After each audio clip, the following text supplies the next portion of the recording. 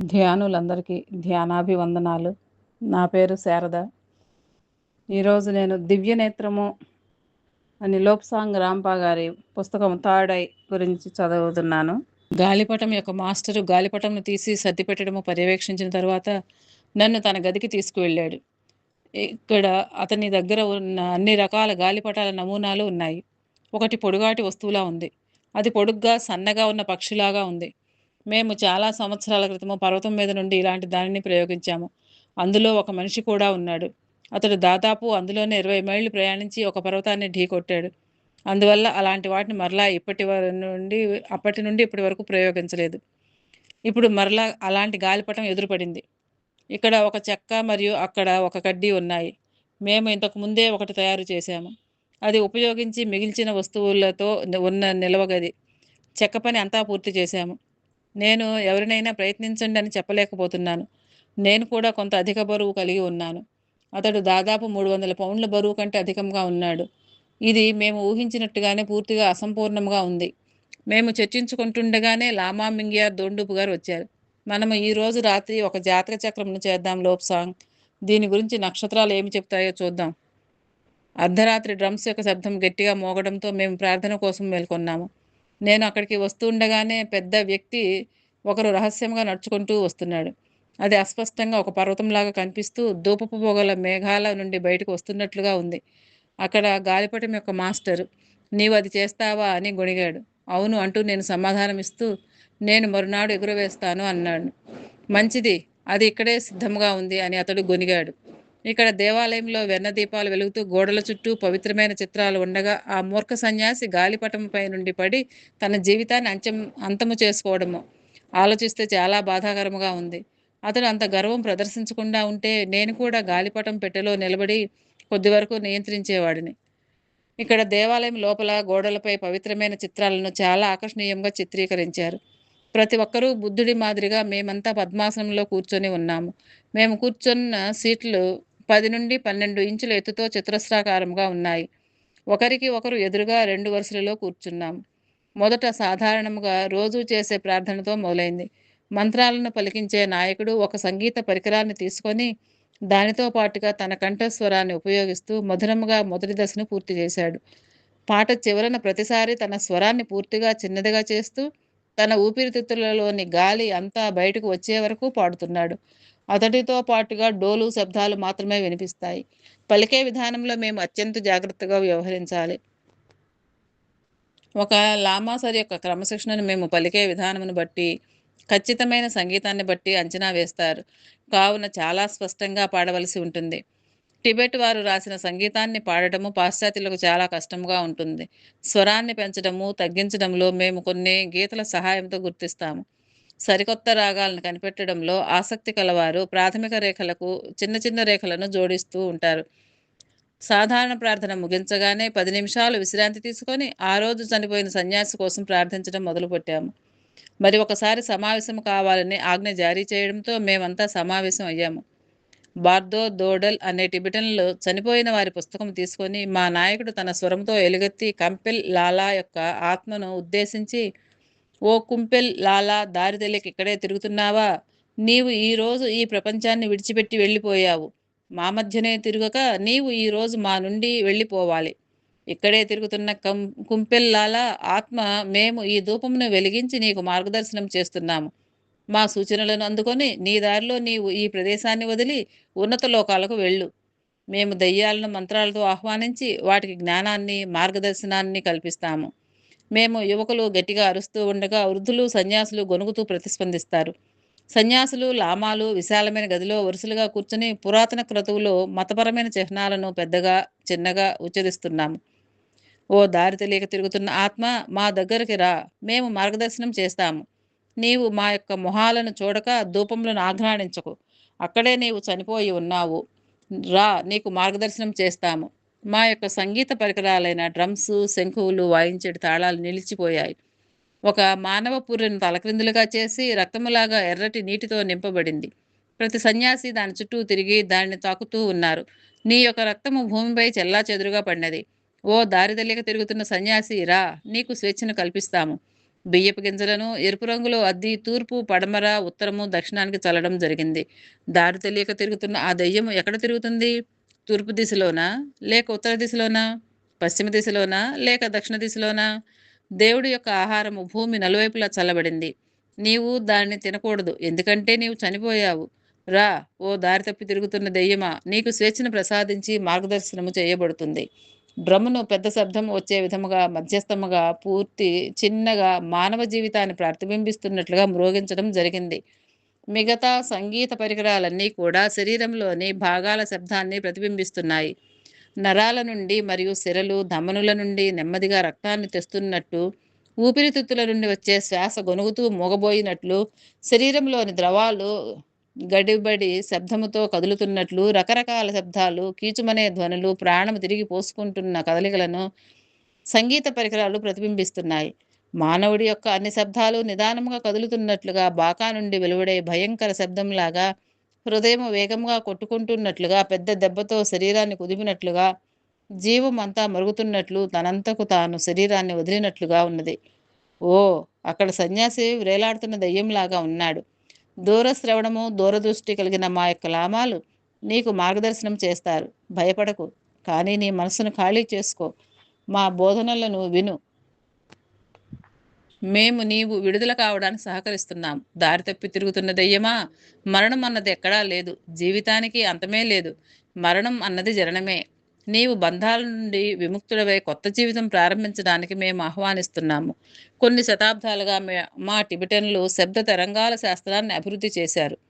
శరీరంలోని అన్ని భాగాల శబ్దాలు మాకు తెలుసు, మరియు వాటిని మేము స్పష్టంగా పలికించగలము.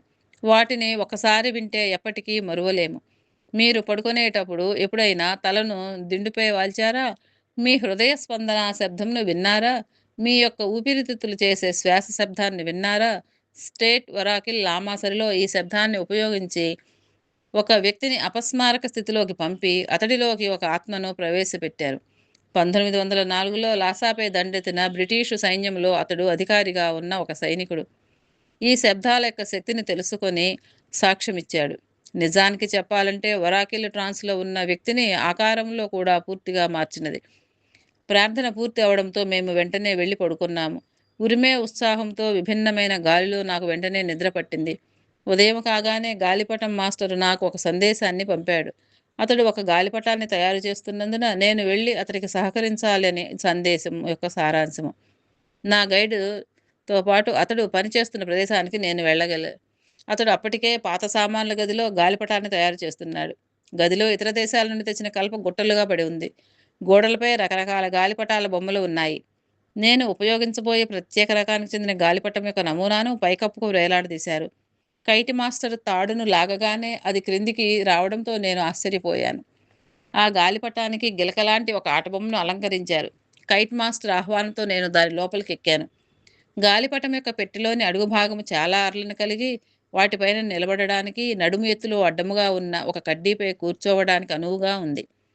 మేము గాలిపటమును ప్రతి ఇంచు పరీక్షించాము. పాత సిల్క్ గుడ్డను తీసివేసి కైట్ మాస్టర్ సొంతంగా మరి ఒక సిల్క్ గుడ్డను అతికించాడు. రెక్కలు ఇతర గాలిపటాలకు ఉన్నట్టుగా సమాంతరముగా లేకుండా క్రిందకు వంగి బోర్లించిన దోసిలి మాదిరిగా ఉన్నాయి. ఆ రెక్కలు దాదాపు 10 అడుగుల పొడవుతో గాలిలో పైకి లేచిపోవడానికి బలముగా ఆకర్షణీయముగా ఉన్నాయి. మరుసటి రోజు యంత్రమును బయటికి మోసుకొని వచ్చారు. కొండచర్య మధ్య నుండి గాలి వేగంగా వీస్తూ ఉండటంతో అక్కడ సన్యాసులు గాలిపటం యంత్రాన్ని మోసుకొని రావడానికి చాలా ఇబ్బంది పడుతున్నారు. కొండచర్య మధ్యన సందులో నుండి గాలి వేగంగా వీస్తుంది. చివరకు దానిని ఒకచోట ఉంచారు. నేను చాలా ప్రాముఖ్యము కలిగిన వాడిలాగా గాలిపటము మధ్యలో ఉన్న పెట్టెలోకి కష్టపడి ఎక్కాను. సాధారణంగా గాలిపటాన్ని ప్రయోగించేటప్పుడు గుర్రాలను ఉపయోగిస్తారు. కానీ ఈసారి గుర్రాలకు బదులుగా సన్యాసులే గాలిపటాన్ని ప్రయోగించడానికి సిద్ధపడ్డారు. అనగా సన్యాసులు చాలా నియంత్రణలో పరిగణించారు. అందరూ సిద్ధంగా ఉన్నారు అని నేను భావించి రెడీ, లాగండి అని గట్టిగా అరవగా మొదటగా కదలిక ప్రారంభమైంది. ఓ, నా, డో, అల్ అని గట్టిగా అరిచాను. అనగా వెళ్ళిపోతున్నా అని అర్థం. ఉన్నట్లుండి యంత్రం కదిలి విల్లులాగా ముందుకు దూసుకొని పోయింది.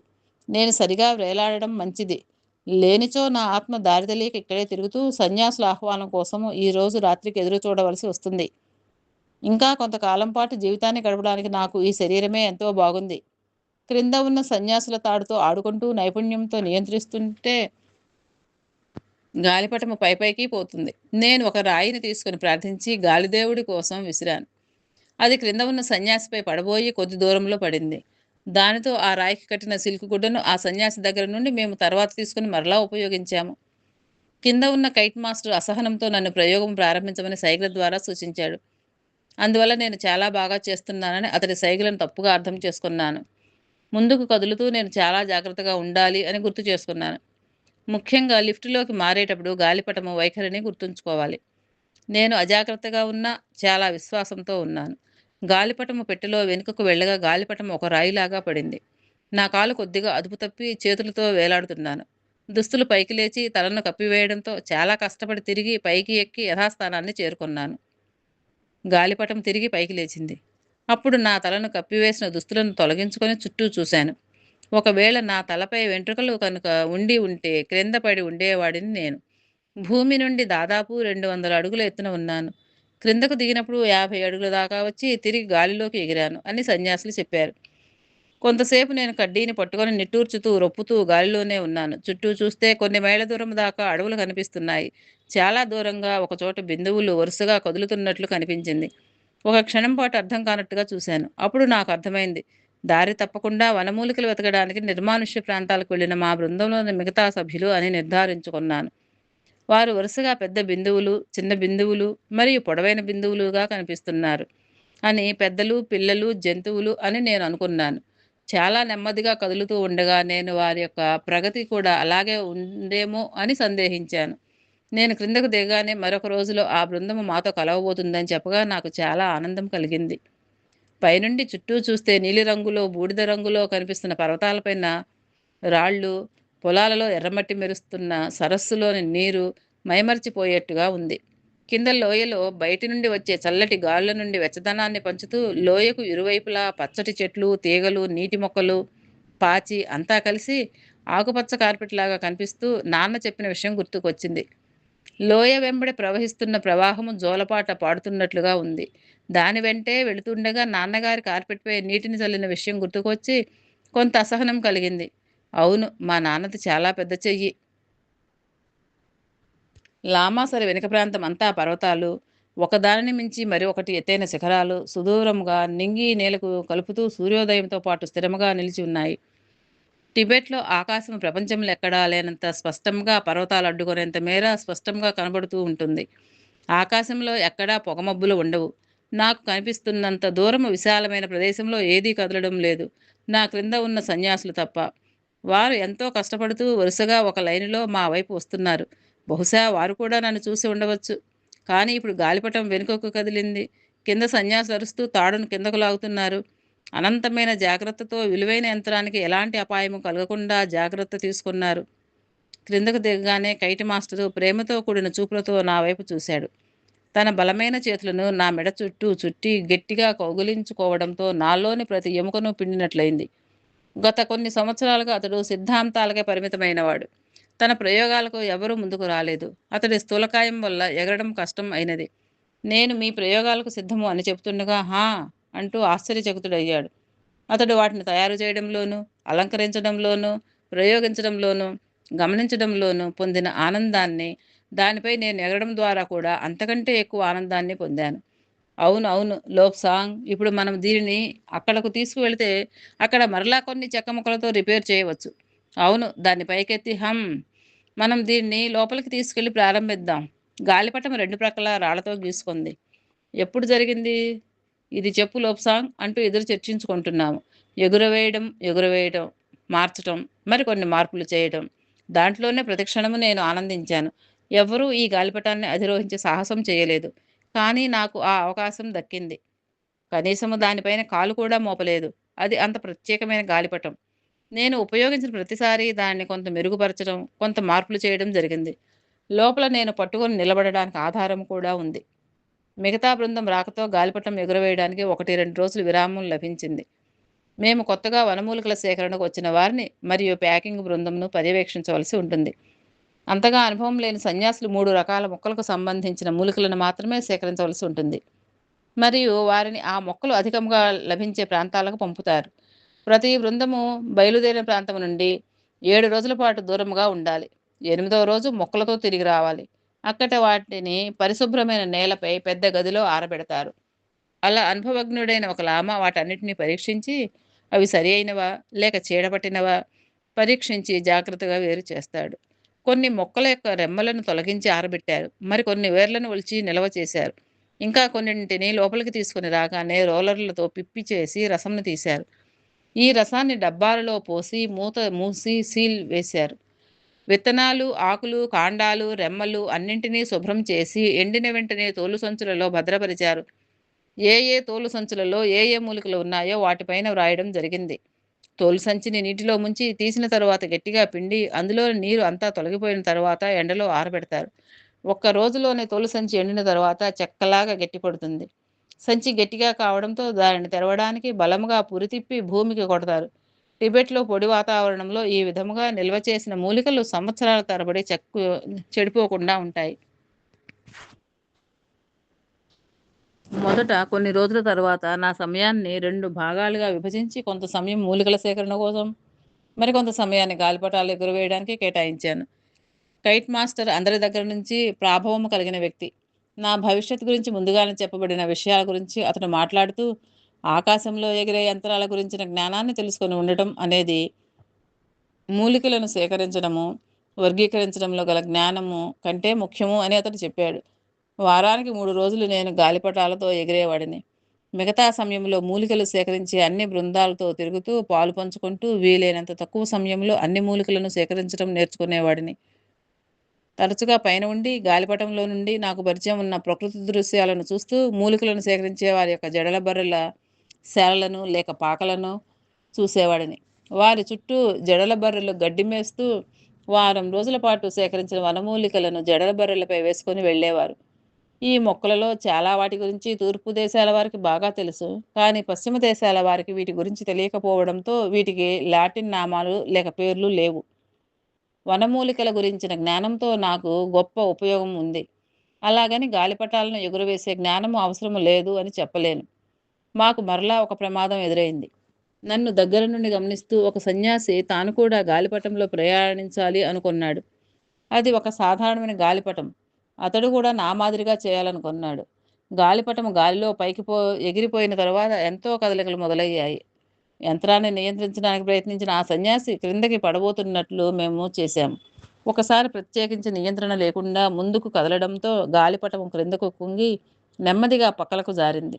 దానితో కొంతవరకు గాలిపటం చినిగిపోయింది. చెక్క ముక్కలు క్రిందకు పడ్డాయి. ప్రక్క నుండి ఆ సన్యాసి గిరగిరా తలక్రిందులుగా తిరుగుతుండగా అతని దుస్తులు తలపై చిక్కుబడి క్రింద పడ్డాడు. గాలిపటము మధ్యలో ఉన్న గది నుండి సాంపాపాత్ర, చెక్క గిన్నె, జపమాల, మరికొన్ని అందమైన వస్తువులు వర్షంలాగా కింద పడ్డాయి. వాటితో ఇక అతడికి ఏమాత్రం అవసరం లేదు. చివరకు అతడు లోయలో కనపడకుండా పోయాడు. తరువాత క్రింద పడిన శబ్దం వచ్చింది. చివరకు అన్నీ సరిగ్గా ముగించుకున్నాడు. అక్కడ గడిపినన్ని రోజులు కష్టమైన పనితో తీరిక లేకుండా గడిచింది. కానీ 3 నెలల కాలం మాకు తెలియకుండా ముగిసిపోయింది. ఇప్పటి వరకు జరిపిన అన్ని విహారయాత్రలో గుర్తుంచుకోవలసినదిగా ఈ యాత్ర మరియు లాసా దగ్గర ఉన్న ట్రాయల్సాకు జరిగిన యాత్రలు నిలిచిపోయేవిగా చెప్పవచ్చు. అయిష్టంగా మా యొక్క సరంజామాను సర్దుకున్నాము. కైట్ మాస్టర్ నా కోసం ప్రత్యేకంగా తయారు చేసిన అందమైన ఒక మనిషి ప్రయాణించగల గాలిపటాలను బహుమతిగా ఇచ్చాడు. మరుసటి రోజు మేము ఇంటికి ప్రయాణమయ్యాము. మాలో కొంతమంది ప్రయాణమయ్యే సమయానికి విడిచి వెళ్ళలేక హృదయం బరువైంది. ప్రధానంగా సన్యాసుల బృందం, సన్యాసుల సహాయకులు మరియు జంతువులు మూటాముల్లే సర్దుకొని నెమ్మదిగా సాగారు. మేము ఐరన్ పర్వతం చేరుకునేసరికి ఉత్సాహంగా ఉంది. కానీ కొత్త స్నేహితులను వదిలి వచ్చినందుకు, పర్వతాలలోని స్వేచ్ఛను కోల్పోయినందుకు బాధగా ఉంది. Like, share, subscribe and click the bell icon.